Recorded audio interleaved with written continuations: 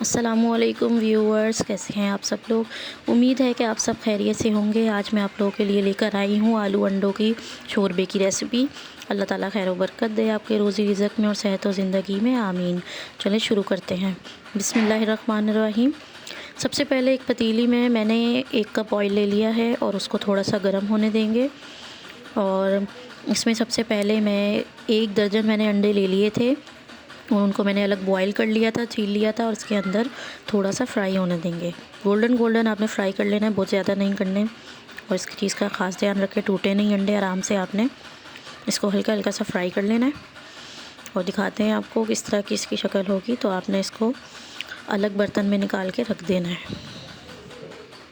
तमाम अंडों को मैंने अलग प्लेट में निकाल दिया है। ये देखें, इस तरह से निकाल के इनको साइड पे रख देंगे। और फिर पतीली में पतीली में फिर मैंने ऑयल लिया है, उसके अंदर उसको थोड़ा सा गर्म होने देंगे। हाफ़ केजी मैंने आलू ले लिए हैं, उनको आपने इस तरह से काट लेना है, उसको शामिल कर देंगे और उसको भी थोड़ा सा फ्राई होने देंगे, क्योंकि ये गलते नहीं हैं, इसीलिए इनको हम पहले ही गला रहे हैं ताकि अच्छी तरह से ये बिल्कुल फ्राई हो जाएं और गल जाएं। थोड़ी देर इसको फ्राई होने देंगे। ये देखिए गोल्डन कलर हो गया है, इसका कलर चेंज हो गया है। अब मैं इसके अंदर 2 टेबलस्पून लहसुन अदरक का पेस्ट शामिल कर रही हूँ और इसको अच्छी तरह से भून लेंगे।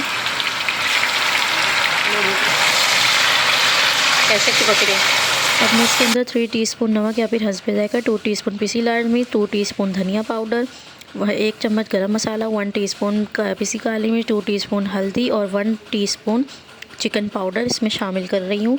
इन तमाम मसालों को मैंने इसके अंदर शामिल कर दिया। आलू जो हमारे फ्राई हो चुके हैं, और इसके अंदर थोड़ा सा पानी शामिल कर देंगे ताकि जले नहीं। इसको अच्छी तरह से मिक्स कर लेंगे, अच्छी तरह से भून लेंगे ताकि मसाला अच्छी तरह से बिल्कुल भुन जाए। ये देखिए इसका कितना खूबसूरत सा कलर आ गया और बहुत प्यारी सी इसमें खुशबू आती है।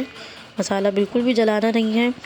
और 200 ग्राम्स मैंने 200 ग्राम्स मैंने प्याज ली थी, उसको अलग फ्राई करके उसका पेस्ट बना लिया है, वो भी इसके अंदर शामिल कर देंगे और इसको अच्छी तरह से मिक्स कर लेंगे, अच्छी तरह से भून लेंगे। ये देखें इस तरह से। और 5 टमाटर मैंने ले लिए थे, उसको भी मैंने अलग फ्राई करके उसका पेस्ट बना लिया था। बिल्कुल बारीक पेस्ट बनाना है, क्योंकि इसमें बाद में हमें शोरबा लगाना होता है। इसको भी इसके अंदर शामिल करके अच्छी तरह से मिक्स करना है। ये देखें, और फिर इसको भून लेना है कि सारा पानी इसका खुशक हो जाए, ऑयल सरफेस पर आ जाए और मसाला इसका तमाम भुन जाए। ये देखें इस तरह से कितना खूबसूरत इसका रंग आ गया, कितनी खूबसूरत इसकी शक्ल आ गई। सर्दियों में बहुत मज़े की ये रेसिपी लगती है। ये देखें अच्छी तरह भुन चुका है। अब इसके अंदर जो हमने अंडे बॉईल कर लिए थे, फ्राई कर लिए थे, वो इसके अंदर शामिल कर देंगे। बहुत ज़्यादा चम्मच नहीं चलाएंगे, अंडे वरना टूट भी जाते हैं। आराम से आपने बिल्कुल चम्मच चलाना है। ये देखें बिल्कुल हल्के हाथ से, ताकि सारा मसाला वेल कंबाइन हो जाए और अंडे में भी टेस्ट आ जाए। हल्का सा इसके अंदर जितनी आपको ग्रेवी पसंद है उतना हम पानी लगा देंगे, ज़्यादा कम नॉर्मल जितना भी आपको अपने मुताबिक आप इसके अंदर ग्रेवी लगा दें। और ये देखें इसके ऊपर अब थोड़ा सा मैं हरा धनिया शामिल कर रही हूँ और उबाल इसमें आने लगा है। हल्की आंच पे 5 मिनट इसको पकने देंगे। ये देखें अब हल्की आंच करके मैंने इसको 5 से 10 मिनट के लिए कवर कर दिया है।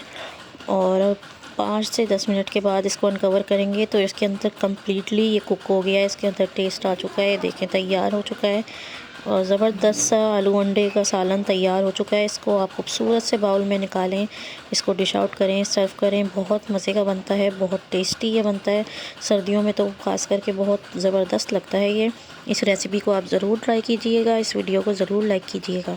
इसको रोटी, नान या चावलों के साथ आप सर्व करें, बहुत ज़बरदस्त ये बनता है। और उसके ऊपर थोड़ा सा हरा धनिया और गार्निश कर दें। ये देखें ज़बरदस्त सा मज़ेदार सा आलू अंडे का सालन बन के बिल्कुल तैयार हो चुका है। इस रेसिपी को आप ज़रूर ट्राई करें, इस वीडियो को ज़रूर लाइक करें, दुआओं में याद रखिएगा। Thanks for watching the video. मिलते हैं आप सबसे इंशाल्लाह नेक्स्ट वीडियो में। जब तक के लिए अल्लाह हाफिज़।